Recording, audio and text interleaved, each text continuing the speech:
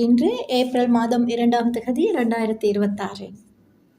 Kuwait மீது அதிக சக்தி வாய்ந்த 3 குரூஸ் ஏவுகணைகளை ஏவி தாக்கிய ஈரான் இராணுவம். குவைத்தை கதிர்வீச்சு அபாயத்திலிருந்து பாதுகாக்க 24 மணி நேர கண்காணிப்பை மேற்கொள்ளும் தேசிய பாதுகாப்பு படை. குவைத் மீது கடந்த 24 மணித்தியாலத்துக்குள் 3 குரூஸ் ஏவுகணைகள் மற்றும் ட்ரோன் தாக்குதல்களை மேற்கொண்டதாக பாதுகாப்பு அமைச்சகம் அதிகாரப்பூர்வ தகவலை வெளியிட்டுள்ளது. குரூஸ் ஏவுகணை என்பது பாலிஸ்டிக் ஏவுகணைகள் மற்றும் ட்ரோனை விட மிகவும் சக்தி வாய்ந்ததாக இருக்கிறது. இந்த குரூஸ் ஏவுகணைகளை பயன்படுத்தி தான் நேற்று விமான நிலையத்தில் தாக்கப்பட்டு மிகப்பெரிய சேதம் ஏற்பட்டுள்ளதாகவும் தெரிவிக்கப்படுகிறது.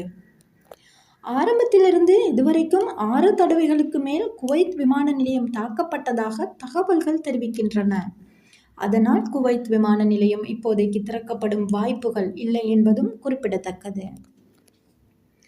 இஸ்ரேல், அமெரிக்கா, ஈரான் நாட்டின் சண்டைகள் முடிவுக்கு வந்தால் மட்டுமே குவைத் விமான நிலையம் படிப்படியாக திறக்கப்படும் என்றும் தகவல்கள் வெளியாகியிருக்கின்றன.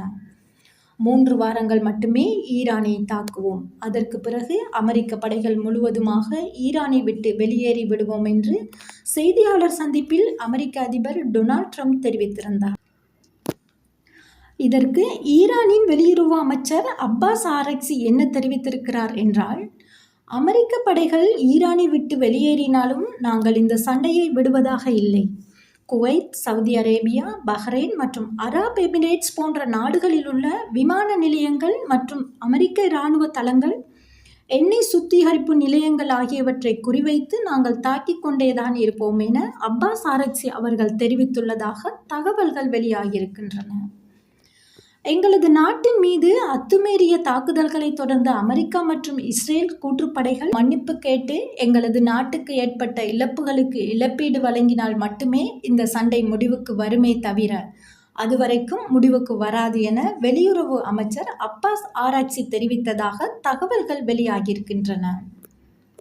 அமெரிக்கா மற்றும் இஸ்ரேல் இந்த சண்டையை முடிவுக்கு கொண்டு வர நினைத்தாலும் எதிரி நாடுகள் மன்னிப்பு கேட்காத வரை இந்த சண்டை தொடரும் எனவும் ஈரான் தெரிவித்துள்ளது.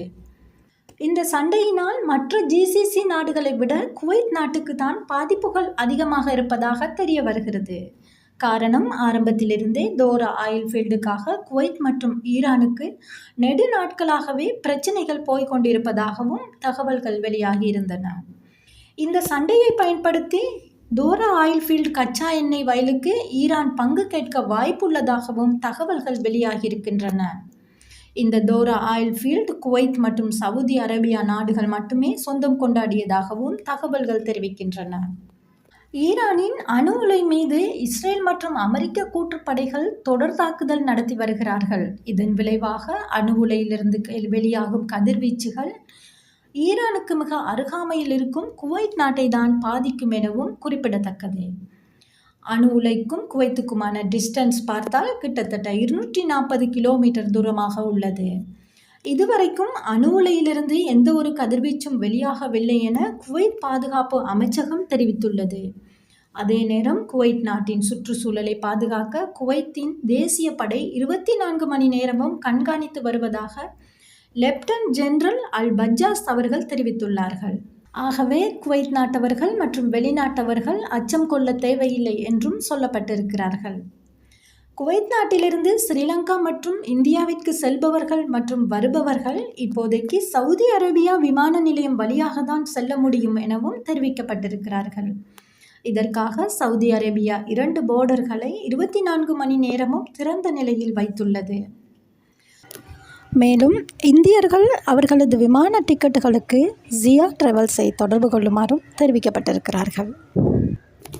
இந்த தகவலை உங்களது நண்பர்கள் மற்றும் உறவினர்களுக்கும் பகிர்ந்து கொள்ளுங்கள். அவர்களுக்கும் பயனுள்ளதாக இருக்கும். மற்றும் ஒரு காணொளியில் சந்திப்போம். நன்றி.